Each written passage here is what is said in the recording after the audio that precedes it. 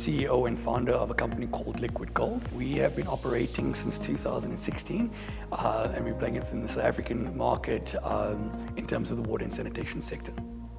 We assist our clients, end users and the environment with unique sanitation technology, but we also have the ability to capture toilet resources, specifically urine, and recover dry fertilizer from the process for food security. We're also able to process the water even further to keep it in a closed loop system that becomes circular, smart, and more manageable on your waste management systems.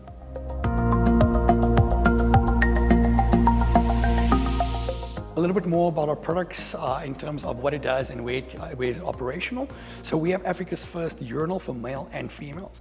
We understand the behavior of females, especially in public areas, the possibility of transfer of bacteria, and why can't women have the ability to choose to urinate safely without getting contaminated. So we ushered in the female urinal, which is completely waterless, no engagement, it's completely intimate, you have your space. Now women don't have to openly defecate or openly urinate. More importantly, don't stand in long queues and affect the bladder. And this was important to us. So this application can be used within a corporate building, in a public setting like a public area, a mall, a taxi rank, for example, public transport, a school, which is brilliant, especially for doing number one. Because we know 4 out of 5 flushes are for number one. So why can't women also have options to do that? And that's done quite well. I mean, we got over 15,000 active female users on that urinal and with a 95% acceptance rate. Yes, it does take a bit of time initially in the beginning, but once females get it, it's such great positivity because they know they don't have to interact with previous droppings or whatever the case may be, and it's safe and healthier. We also have the Diamond Reactor, which is a completely off-grid nutrient recovery facility. Not only does it recover 1 kilogram from 98 liters of urine that it processes, a dry fertilizer that is good for agriculture. It's got nitrogen, phosphorus, and ammonia. But for example, for every 500 liters of urine we get, you can grow 250 kilograms of grain from that potential. And every time you go to the bathroom, you're potentially releasing 1 loaf of bread every time. That's the amount of fertilizer potential you're actually releasing.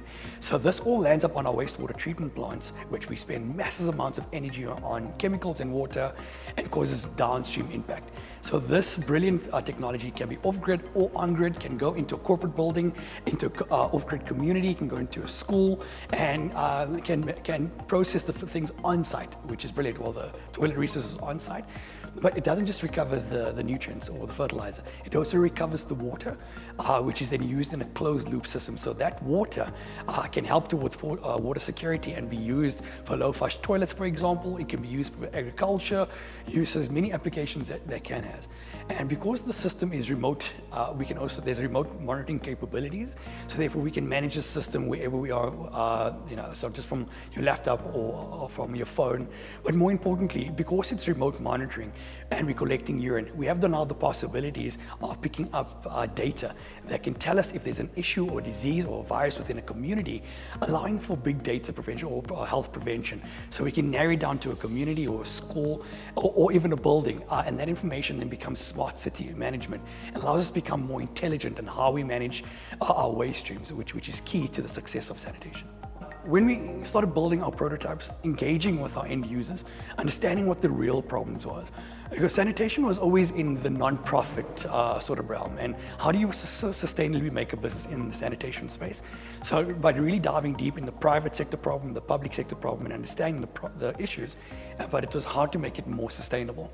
So where our touch points was understanding our clients' issues and being able to offer a solution that proved will meet their pain points. So when we started deploying the female urinal, for example, getting feedback from the female urinal and the acceptance of the female urinal was a massive milestone within the business. But as well, I think that one of the first things was when we actually created the natural fertilizer from our process. Yes, the way we did it wasn't orthodox, but we saw the power and the potential within this. And that for us was big milestones within the business. But as well, it's getting client feedback. So using our minimum viable product and testing it in the market and listening to our clients' testimonies really gave us we're on the market, we just need to define it a lot more. And that was big for us. We started off with 2 members within our team. We're up to 32 now at the moment in terms of them, so with permanent and temporary staff, with a lot of our staff being in the actual environments looking after the technology. We've got a head engineer that helped us build and design our new automated diamond reactors. We have operations, we've got finance, we've got agriculture guys.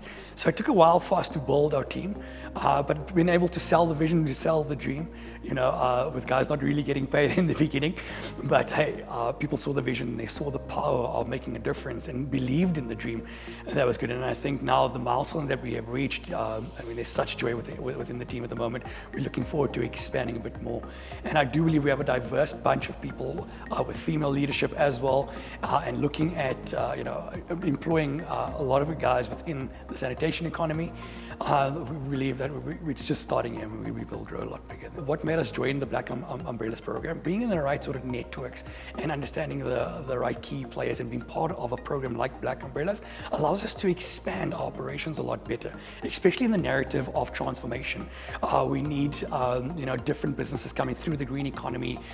We need different leaders, we need female leaders associated to that. So being part of this great network, tapping into people that understand business, people understand networks, the mentorship around it was key to the growth of the business with South African context.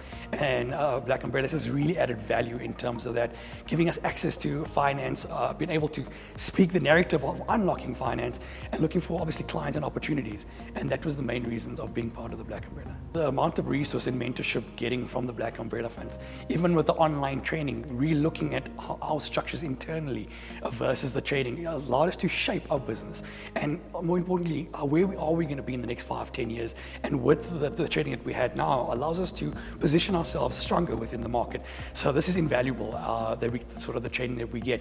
And also having the right networks at our fingertips through the Black Umbrella Fund, which is key for entrepreneurship and growth.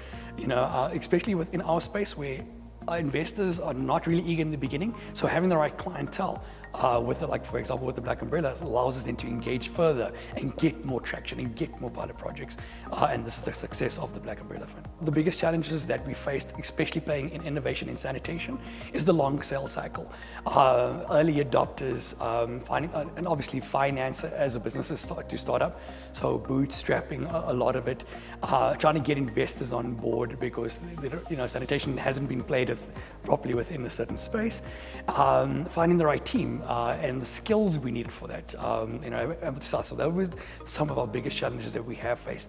Improving the technology because it's so innovative and so new. People wanted to see the results tangibly, and that was the biggest challenge. Having to sell it constantly. Entrepreneurship is not a straight line; it's ups and downs constantly. But hey, sticking through it and going through the process with the team and sticking in the vision allowed us to get to this level. We had one of our best productions in COVID-19, as hygiene is a big issue now globally. So being able to offer technology that has no transfer of technology or have no transfer of bacteria or hygiene, issues around viruses becomes a great value add.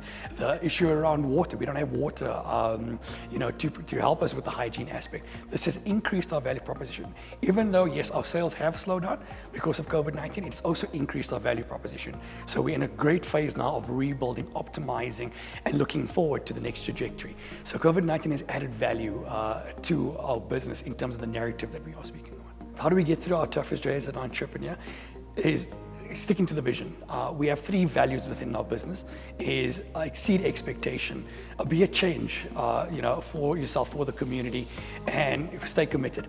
Entrepreneurship is not an easy space, but staying committed to your vision, to your goals, and just having a never give up attitude, because what you're doing socially makes sense, environmentally makes sense. So with a driven purpose, that's what keeps us going. Is the fact that we're seeing small results constantly. It's not always the big results that matter. It's the small changes. Even through our toughest time, there's the small changes every single day that makes a bit of a difference. The advice I'd give to aspiring entrepreneurs is we need change.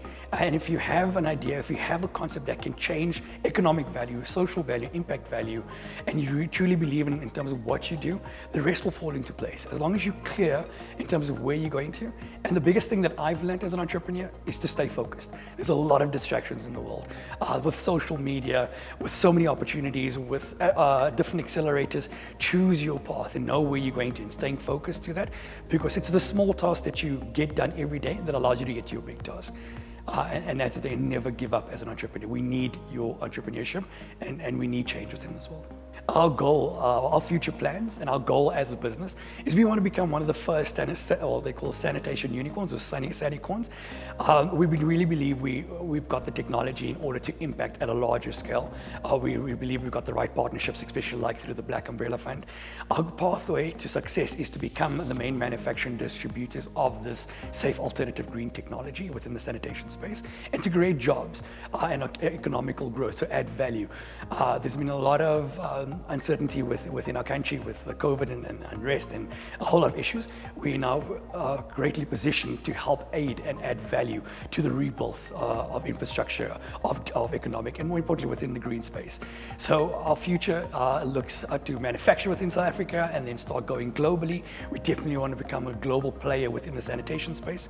I mean, there's 2.4 billion people in this globe that don't have access to sanitation, and we want to be one of the leaders within that space. How can people get in touch with us? They can find us on social media.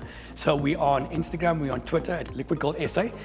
People can email us at info@liquidgold.co.za or find us on our website, which is www.liquidgold.co.za. They can also call us directly or WhatsApp us on 084 582 0101. And we'll be more than happy to engage and add value to your portfolio and to help add value to the environment.